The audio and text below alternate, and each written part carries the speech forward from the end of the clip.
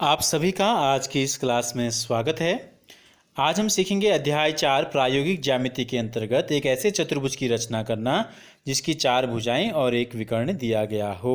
आज हम शुरू करेंगे प्रायोगिक ज्यामिति अध्याय 4 और इसकी प्रश्नावली 401 के हम प्रश्नों को हल करेंगे। तो देखो आज हम क्या सीखेंगे, एक चतुर्भुज की रचना जब उसकी चारों भुजाएं और एक विकर्ण की लंबाई दी गई हो। पहला जो प्रश्न है, निम्नलिखित चतुर्भुज की रचना कीजिए। इसके अंतर्गत जो पहला प्रश्न है, चतुर्भुज ABCD बनाना है जिसकी एक भुजा देखिए AB, BC, CD और AD, 4 भुजाएं दी गई हैं और एक विकर्ण हमको दिया गया है AC बराबर 7 सेंटीमीटर। तो देखो क्या करते हैं, चतुर्भुज की रचना करने के लिए सबसे पहले जो चीज़ हमको दी गई है उसके लिए हम एक रफ आकृति बना लेते हैं। क्या बनाते हैं, हम एक चतुर्भुज बनाएंगे ABCD। जरूरी नहीं है कि जो फाइनल चतुर्भुज हमारा बनेगा उससे बिल्कुल मिलता जुलता हो, केवल हमको समझने के लिए एक चतुर्भुज बनाना है। हमने एक चतुर्भुज यहाँ पर ड्रॉ करेंगे पेंसिल से। आप इसका नाम हमने रख दिया ABC और D। नाम जो दिया गया आपको उसको क्रम से लेना है, या तो ऐसे इस क्रम में या इस क्रम में, ठीक है, या क्लॉकवाइज या एंटी क्लॉकवाइज। अब हमको क्या दिया, देखो AB दे रखा है 4.5 सेंटीमीटर, तो हमने क्या लिख दिया, AB की जगह पर हमने लिख देंगे 4.5। BC का हमको दे रखा है 5.5, तो इसकी जगह पर हम लिख लेंगे 5.5। CD की जगह दे रखा है 4 सेंटीमीटर, तो यहाँ लिख लेंगे 4 सेंटीमीटर। AD दे रखा है 6 सेंटीमीटर, तो यहाँ हमने लिख दिया 6 सेंटीमीटर। और हमको दिया है AC 7 सेंटीमीटर, यानी कि A से C तक की जो दूरी है इसको ऐसे लाइन खींचो और इसको लिख दो 7 सेंटीमीटर। तो देखो हमने क्या कर दिया, एक रफ आकृति हमने बनाई। अब हमको बार बार आपको प्रश्न को देखने की जरूरत नहीं है, हमको पता चल जाएगा कि कौन सी भुजा और कौन सा विकर्ण कितना लंबा है। इससे हमें चतुर्भुज को बनाने में आसानी होगी। अब हम क्या करते हैं, चतुर्भुज की रचना शुरू करते हैं, इसको बनाना हम शुरू करेंगे। तो सबसे पहले हम क्या करेंगे, ये जो रफ आकृति हमने खींची है, देखो क्या है, AB बराबर कितनी सेंटीमीटर लंबी रेखा खींची है, इसमें 4.5 सेंटीमीटर लंबी रेखा खींची है। तो हम एक 4.5 सेंटीमीटर लंबी एक रेखा खींच लेते हैं। बीच बीच में कोशिश करते हैं कि बीच बीच में लेने की कोशिश करते हैं। ये हमने एक लाइन यहाँ पर खींचेंगे, कितनी लंबी, 4.5 सेंटीमीटर लंबी। तो कहाँ से शुरू करते हैं, देखो 1 से 1 सेंटीमीटर, यहाँ से 0, किसी किसी स्केल में यहाँ पर 0 लिखा रहता है, नहीं तो जहाँ से लाइनिंग शुरू होती है यहाँ से स्टार्ट होगा आपका। और हमको जाना है 4.5, 4 के बाद जो लंबा खाना है ये होता है 0.5वां खाना है। तो ये हमने खींच लिया 4.5 लंबी एक रेखा खींच ली। इसका नाम क्या रखना है, A और B। अब हमें क्या करना है, देखो चतुर्भुज के कितने शीर्ष होते हैं, 4 शीर्ष होते हैं, ABCD 4 शीर्ष हैं। हमको 2 शीर्ष पता चल गए, A और B।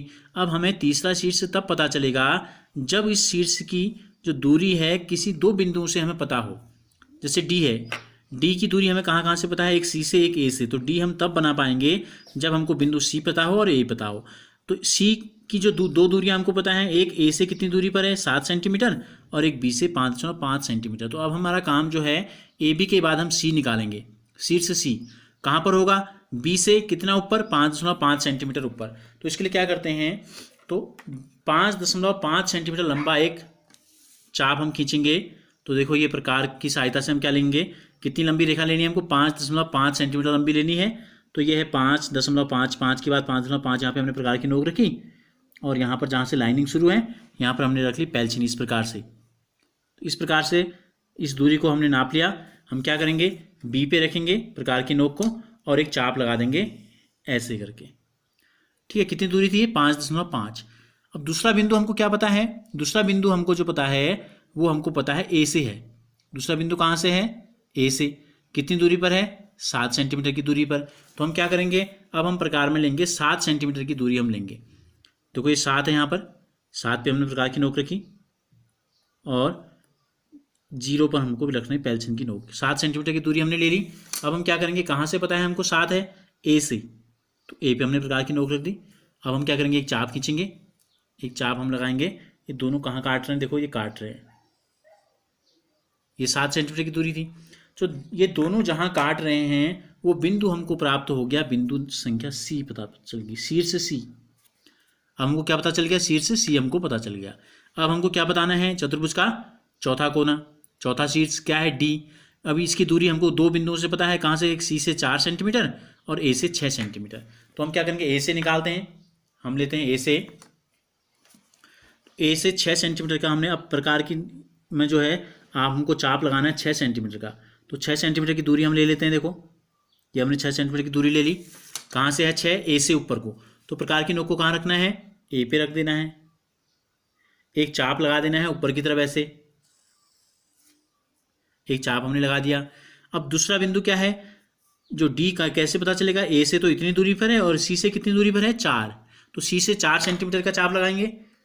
तो फिर हम स्केल से प्रकार में 4 सेंटीमीटर की दूरी ले लेते हैं। ये देखो ये हमने ले ली 4 सेंटीमीटर की दूरी। ठीक है, कहाँ से लेनी है? लगाना है चाप सी से लगाना है। चाप कहाँ से लगाना है हमें? सी से। बिंदु सी पे प्रकार की नोक रखी और एक चाप हमने ऐसे लगा दिया।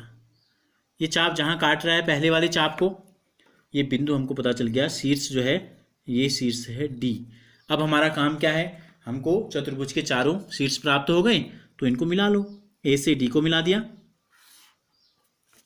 और सी से मिला दो बी को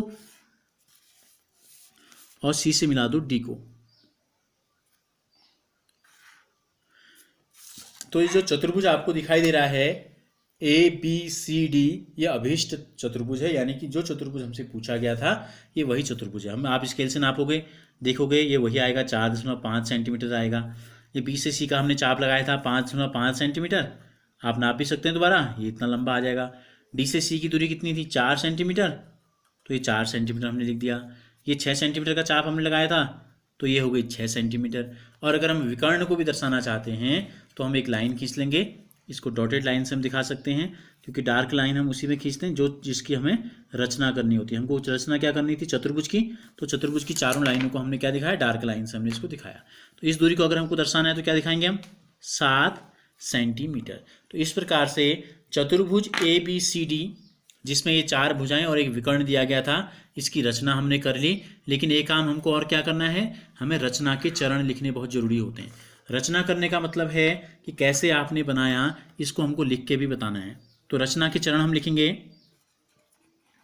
रचना के चरण जैसे जैसे आपने काम किया वैसे वैसे लिख देना है। नंबर 1 क्या किया हमने?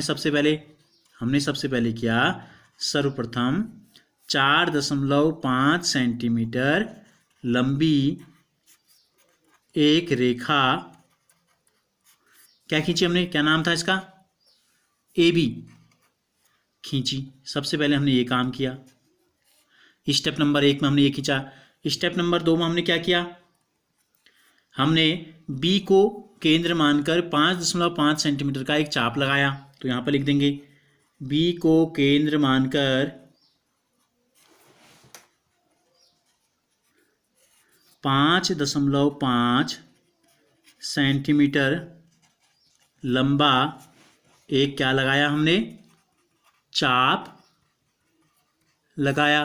फिर हमने क्या किया? तीसरे स्टेप में हमने क्या किया? तीसरे स्टेप में हमने किया, हमने एक चाप लगाया ए से, कितना लंबा? 7 सेंटीमीटर लंबा।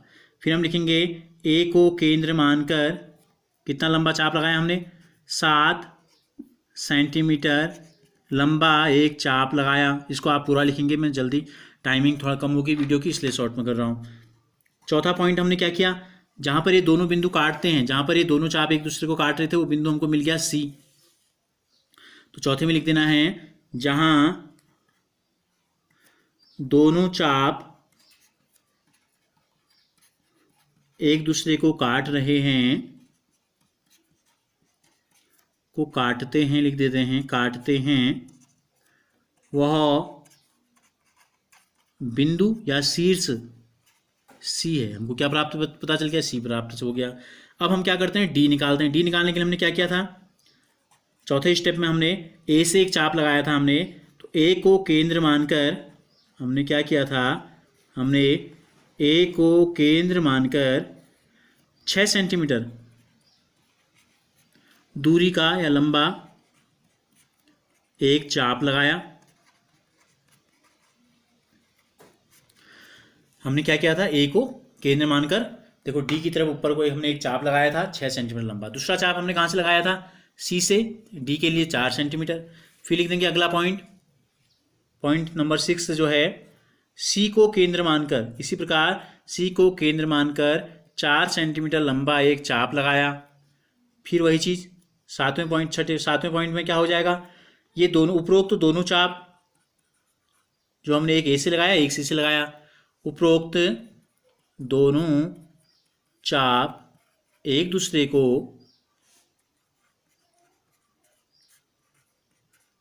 बिंदु डी पर काटते हैं, बिंदु डी पर काटते हैं। तो हमको क्या मिल गए, चारों बिंदु मिल गए। तो हम लिख देंगे अब क्या है, बी से सी व डी को मिलाया, या ए बी सी डी को क्रम से मिला दिया। फिर हमने नंबर 8वें पॉइंट में हमने क्या किया, हमने किया ए बी सी डी को मिलाया, चारों पॉइंटों को हमने मिलाया।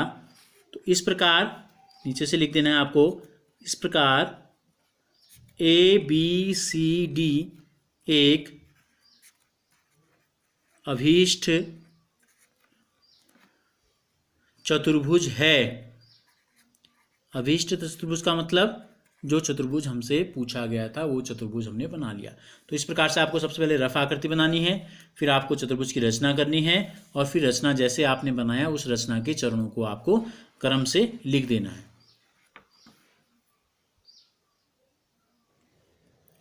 अगर आपको ये वीडियो अच्छी लगी तो इसे लाइक ज़रूर कीजिए, और हमसे जुड़े रहने के लिए चैनल को सब्सक्राइब कर बेल आइकन को जरूर प्रेस कीजिए। इससे पहले के वीडियोज़ देखने के लिए डिस्क्रिप्शन में एक लिंक दिया गया है, उस पर क्लिक कीजिए।